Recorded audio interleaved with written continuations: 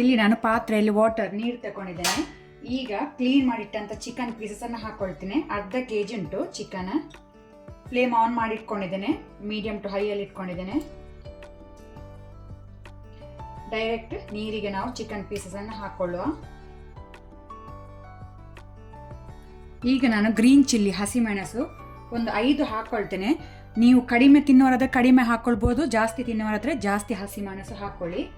ಆನಂತರ soya sauce 4 table spoon ಅಷ್ಟು ಹಾಕೊಳ್ತೇನೆ. Soya sauce ಅಲ್ಲಿ ಸ್ವಲ್ಪ ಉಪ್ಪಿನಂಶ ಇರ್ತದೆ, ಅದಕ್ಕೆ ನಾನು ಸ್ವಲ್ಪ ಸಾಲ್ಟ್ ಹಾಕೊಳ್ತೇನೆ. ಜಾಸ್ತಿ ಹಾಕೊಳ್ಬೇಡಿ, ಉಪ್ಪು ಜಾಸ್ತಿ ಆಗ್ತದೆ. ಈಗ ಇದನ್ನು ಬಾಯಿ ಮುಚ್ಚಿ ನಾವು ಕುಕ್ ಆಗಲಿಕ್ಕೆ ಬಿಡುವ, ಬೇಯಲಿ. ಒಂದು ಕಡೆ ಚಿಕನ್ ಬೇಯ್ತಾ ಉಂಟು. ಈಗ ನಾನು ಮತ್ತೊಂದು ಕಡೆ ಒಗ್ಗರಣೆ ರೆಡಿ ಮಾಡ್ಕೊಳ್ತೇನೆ. ಪ್ಯಾನಿಗೆ ಸ್ವಲ್ಪ ಆಯಿಲ್ ಹಾಕೊಂಡಿದ್ದೇನೆ. ಈಗ ಒಂದು 10 ಎಸಳು ಗಾರ್ಲಿಕ್ ಬೆಳ್ಳುಳ್ಳಿಯನ್ನು ಸಣ್ಣಕ್ಕೆ ಕಟ್ ಮಾಡಿ ಹಾಕೊಳ್ಳಿ.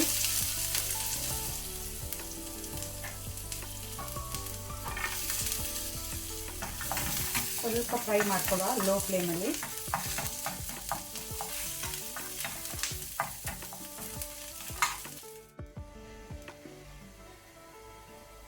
ಈಗ ನಾನು ಒಂದು ಸಣ್ಣ ಈರುಳ್ಳಿಯನ್ನು ಈ ರೀತಿ ನಾನು ಬಿಡಿಸಿ ಹಾಕೊಳ್ತೇನೆ.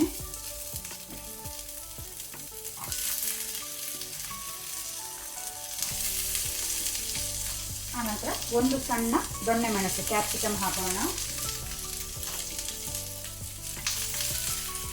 ಸ್ವಲ್ಪ ಇದನ್ನು ಹೈ ಫ್ಲೇಮಲ್ಲಿ ಫ್ರೈ ಮಾಡ್ಕೊಳ್ಳುವ. ಫ್ಲೇಮನ್ನು ಹೈಯಲ್ಲಿ ಇಟ್ಕೊಳ್ಳಿ.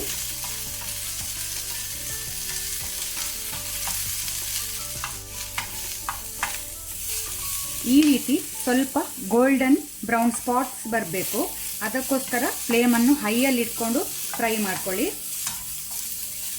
ಸ್ಮೋಕಿ ಸ್ಮೆಲ್ ಬಂದರೆ ಒಳ್ಳೆಯದಾಗ್ತದೆ, ಪರಿಮಳ ಆಗ್ತದೆ. ಈಗ ನಾನು ಇದಕ್ಕೆ ಸ್ವಲ್ಪ ಪಿಂಚಿನಷ್ಟು ಸಾಲ್ಟ್ ಹಾಕ್ಕೊಳ್ತೇನೆ, ಉಪ್ಪು ಜಾಸ್ತಿ ಹಾಕ್ಕೊಳ್ಬೇಡಿ. ಆನಂತರ ಪೆಪ್ಪರ್ ಕ್ರಸ್ಟ್ ಕರಿಮೆಣಸನ್ನು ಕುಟ್ಟಿ ಹಾಕೋಣ ಸ್ವಲ್ಪ. ಸಾಕು, ಫ್ಲೇಮ್ ಆಫ್ ಮಾಡುವ.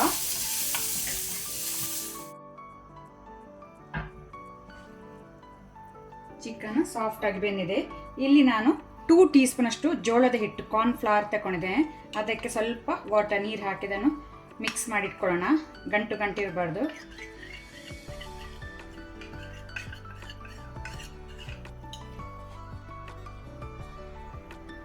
ಅದನ್ನು ಹಾಕೊಳ್ಳೋಣ ಚಿಕನ್ ಮೇಲೆ.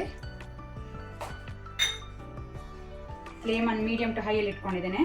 ಆ ನಂತರ ನಾವು ರೆಡಿ ಮಾಡಿಟ್ಕೊಂಡಂತಹ ಆನಿಯನ್ ಮತ್ತು ಕ್ಯಾಪ್ಸಿಕಮ್ ಹಾಕೋಣ.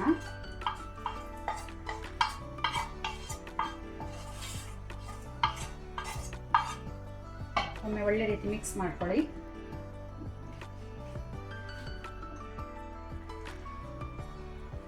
ನಮ್ಮ 1 pot chilli chicken gravy ready ಆಗಿದೆ ಸರ್ವ್ ಮಾಡಲಿಕ್ಕೆ.